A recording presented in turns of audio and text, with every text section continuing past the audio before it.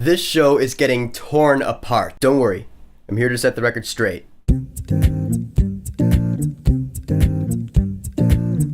Marvel's Iron Fist. So Marvel's Iron Fist is the fourth in the series of Marvel Netflix shows that are leading up to the superhero team up The Defenders. We got Daredevil, Jessica Jones, Luke Cage, and Iron Fist, and now we are finally at Iron Fist. And I have really been looking forward to this one. So in Iron Fist, we have Finn Jones, you may know him as Loras Tyrell from Game of Thrones, as Danny Rand. When he was a kid, he survived a plane crash, but his parents died, so he was raised by monks in the mythical city of Kunlun. He comes back to New York City 15 years later with awesome kung fu skills, and now he wants to put his life back together. Now off the bat, I'll say that yeah, this show's not perfect, but it doesn't deserve like the 17% it has in Rotten Tomatoes or whatever that is. I think this show still has some merit to it. First of all, Finn Jones is Danny Rand. I thought he was pretty good. In fact, I always thought he was a perfect casting choice for that character. Just looks-wise, I thought they nailed it. But he brings the believability into everything he says. Like when he first comes back, everyone just thinks he's crazy. He's talking about like a mythical city and kung fu and quoting old like Buddhist monks and all that stuff. People are like, yeah, this homeless guy is just out of his mind. But as the series went on, I started to see what he was talking about. Next up, we have Jessica Henwick as Colleen Wing. Now this character is actually pretty badass. She meets Danny Rand really early on in the series and she runs her own dojo, and not only does she know how to take care of herself, but when she throws down, she does it with style. I loved watching it. First of all, yeah, the action in this show, I thought it was awesome. This is some serious kung fu shit. Danny Rand's all doing his poses and shit. I was like, I am so into this. He'll start out with like some crazy ass pose and he'll just beat the shit out of all these guys. And then his fist will just light up and I was like, oh man, this is about to get real. And it does, quite a few times. I dug the action in this show. If I'm gonna start griping though, let's talk about the story. First off, the romance between Danny Rand and Colleen Wing, I didn't really feel it. It's like they've known each other for a few days. Oh, suddenly I need you, you need me. Nah, I don't really buy that. I like them as characters, it's just the romance seemed forced to me. And yes, Claire Temple is back, and she actually seemed kind of shoehorned in as well. And I know that her story in this show was set up in the last episode of Luke Cage, I get that, but the way in this show that she just decides to tag along with Danny and Colleen on their missions, it just seemed kind of forced. Why would she stick around for those? But the biggest thing I think people are complaining about in this show is the other story arc in this film, which is the Meachums. Ward and Joy Meacham are running Rand Enterprises. It's the company that Danny's father and mother left behind. So when Danny comes back to New York City, he wants ownership of the company, and so there's this whole business thing that they're going through, and that was the semi-boring part. Which yeah, I'll admit it is, and all these Netflix shows have had some boring parts of them, and I've mentioned them in all my reviews. But the thing about this show is that I like the way it sets up the characters. The first half of the season, I loved it. It establishes, okay, this is Danny Rand, here's his whole spiel as Iron Fist, here's Colleen Wing, she's a badass too, and they're fighting against the Hand, and that's all cool. You even have Faramir from Lord of the Rings doing shit, and his story arc is pretty neat. But then once they've set up all the characters for the second half of the season, I realized I wasn't paying attention to a lot of it. Like I had it on in the background as noise while I was doing other shit. And I really can't quite place my finger on exactly why. If I say it was boring, then I'll sound like all the other critics and I really don't want to sound like that. But it didn't really hold my interest. I think a big part of it is that we know The Defenders is coming. We've seen a teaser trailer already. Then again, by the time Captain America: The First Avenger came out, we all knew The Avengers was coming, yet we still liked that movie all the way to the end. The difference there is that the story in Iron Fist, just not as interesting. And the music in Iron Fist is actually really kind of weird. It's kind of a mix of several genres. Like there's some hip-hop in there's some techno. I'm not quite sure what they were going for, although I will say the title sequence with the animation and the music, I thought that whole thing was badass. And there are tons of references to the other Netflix shows in this show, and I thought a lot of them seemed kind of forced, but I also thought they were really cool. I'm a fanboy, so whenever someone gets a name drop like Daredevil, I'm like, oh my god, Daredevil, that's cool. So I like the build-up of Iron Fist, but not so much the second half. I like the characters, I like the lore, I like the action. Just the story took a major hit around the second half, that's all. But if you are a Marvel fan, then you gotta plow through it, because like I said, the show does have merit. Or if for nothing else, watch the first like 6 or 7 episodes and then skip to the last one. So Marvel's Iron Fist, have you watched it? What did you think about it? Whatever you think, go ahead and leave a comment. And